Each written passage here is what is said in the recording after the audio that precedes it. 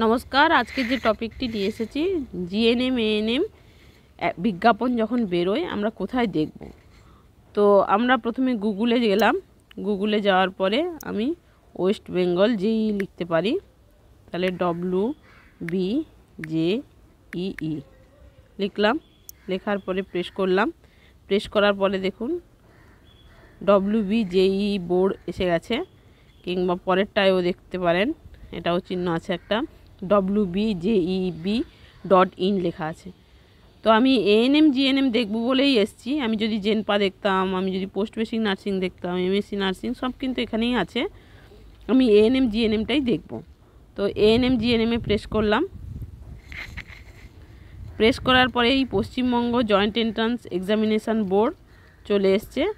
চলে আসার পর লেটেস্ট নিউজ, লেটেস্ট নিউজে আছে যে ইনফরমেশান বুলেটিন এএনএম জিএনএম 2024, অর্থাৎ 2024-এর বুলেটিনটা আছে, এখনও 2025-এর বুলেটিনটা আসেনি। তো এইখানে আমাদের এখানে অ্যাডভার্টাইজমেন্ট বেরিয়ে যায়, এই যে ইম্পর্ট্যান্ট লিঙ্ক, এখানেই অ্যাডভার্টাইজমেন্ট বেরিয়ে যায় যে এএনএম জিএনএম 2025-এর ফর্ম ফিল আপ হচ্ছে, কিংবা ফর্ম ফিল আপের পরে যখন পরীক্ষা হবে, এক্সামিনেশান হবে, তাহলে সেটাও ডেট কিংবা অ্যাডমিট নেওয়ার ডেট সেটাও করে দেওয়া হয়। তো এরপরে আমরা এই যে তিনটে এই চিহ্ন আছে, এখানে প্রেস করছি। এখানে কি কি দেখায় দেখি।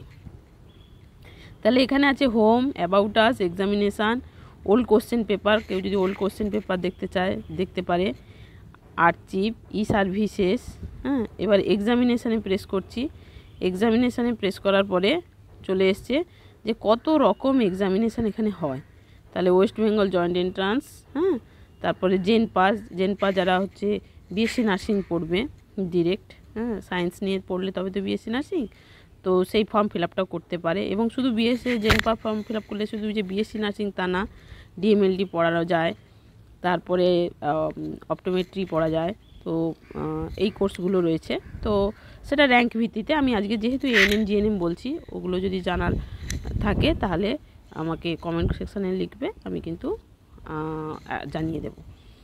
তো আজকে এএনএম জিএনএম যেহেতু নিয়ে বসছি, তাহলে এএনএম জিএনএম তাহলে এখানেই দেখব এবং এএনএম জিএনএমটাই প্রেস করব। প্রেস করার পরে এএনএম জিএনএমের এই যে লেটেস্ট নিউজ চলে আসবে।